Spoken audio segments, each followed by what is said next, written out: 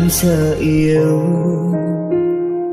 sợ bắt đầu rồi kết thúc, sợ tình yêu mình đang cố gắng không giữ được, sợ chẳng thể cho em được hạnh phúc như bao người, không thể mang lại nhiều ấm áp hay nụ cười.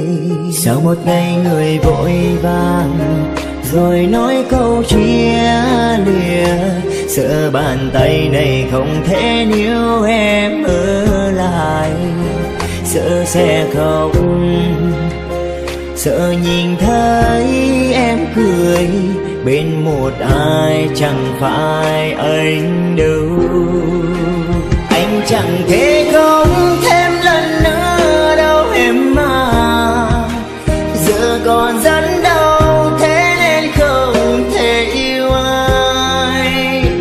Đừng yêu anh, đừng đến bên anh, chỉ làm cho hai ta thêm đau thế thôi. Sợ khi anh có tình cảm chân thành, người anh vẫn còn rất yêu cất bước quay về. Hãy quên đi em ơi, vì trái tim ấy không thể